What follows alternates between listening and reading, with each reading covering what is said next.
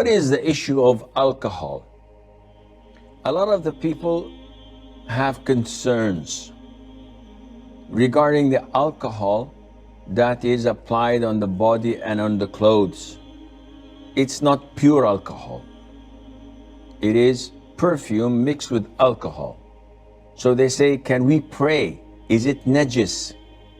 Where does the root of the problem come from? First of all, scholars differed long ago, and it's there in their books, whether intoxicants, and generally speaking, they refer to it as wine, whether wine is physically impure or it's only spiritually impure. Now, they have different opinions. Some say it is physically impure. So if I have a drop of wine on my clothes, then I cannot pray because my clothes is considered and rendered as najis, impure. So they considered wine as an impurity. And they have a lot of evidences to back them up. But these evidences are not clear. They're a bit ambiguous and can have double meaning. The verse in Surah Al-Ma'idah, إنما الخمر والميسر والأنصاب والأزلام رجس من عمل الشيطان, that verily wine, gambling, the idols, and the lots that they draw to decide what to do and where to go are rijs. So rijs, one of its meaning is an impurity, something that is filthy. And one of its meaning as well, it can also refer to sinful, something that is bad. And it's from the actions of shaitan. Refrain from it. So those who say that wine is najis, is impure, they refer to this ayah. However, scholars that say it is pure, though it's prohibited, but it is pure, it doesn't affect your purity, they've argued that Allah Azza wa Jal stated that wine and gambling. So is gambling najis, in impurity? The answer is no. When we play poker or blackjack or whatever, this is gambling, this is haram. When I buy a lottery ticket, this is gambling, it's haram. But do I have to wash my hands? Do I have to perform wudu? No scholar says that you do. Therefore, they say that it's a clear indication that it is not physically impure. Now, putting this aside, when we come to alcohol, alcohol is not wine, but because it is a component of wine, and it is the main reason for people to get wasted and intoxicated, the later scholars considered it to have the same ruling as wine. And hence, once you mix it up with perfume, is it najis now or not? Let's go back to the books of the old scholars to see whether wine is impure or pure. But realistically, alcohol is not wine. If you drink a glass of pure alcohol, you'll die. Even before you get intoxicated, you simply die.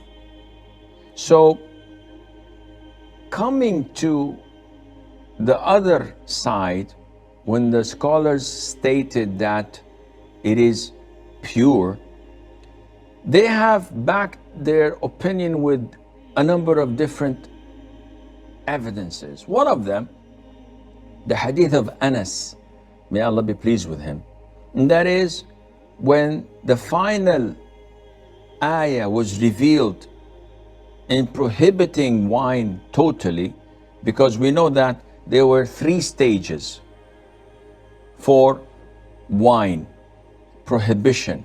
The first one, they ask you about wine and gambling or maisir, and say that there is benefits and there is great sins in it, and the sin far exceeds the benefits.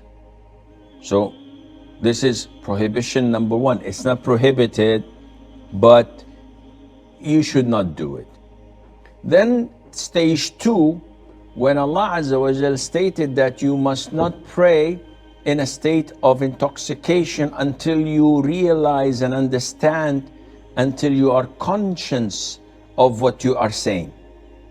So this limits the time for you to get wasted. But there's no prohibition yet. Thirdly, it is when Allah said, refrain from it. Khalas, it's over.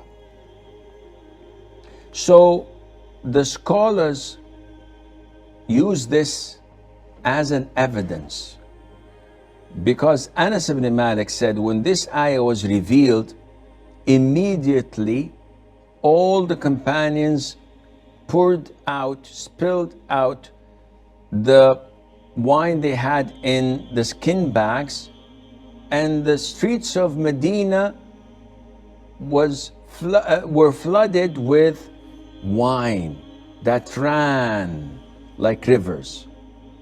Everybody got rid of their whatever they had in their cellars. It's over, it's done. So the Prophet did not tell them to wash it. The Prophet did not tell them to take their shoes off when they entered the masjid, because they walked on these muddy, saturated grounds with wine, which indicates that it is pure. And this is the most authentic opinion of scholars, that alcohol, wine is haram. It's totally prohibited to make, to buy, to carry, to serve, let alone to drink.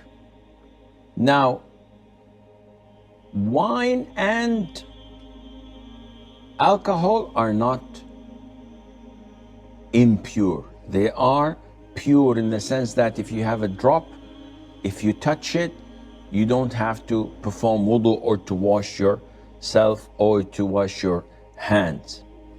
Having said that, it is totally permissible to wear and to put on perfume that is alcohol based, and to pray in it without any problem, whether you are a man or a woman. Now, for women, there is a disclaimer, which most of you know, but it's a reminder that a Muslim woman is not allowed to wear perfume and pass by men who would find her scent and smell.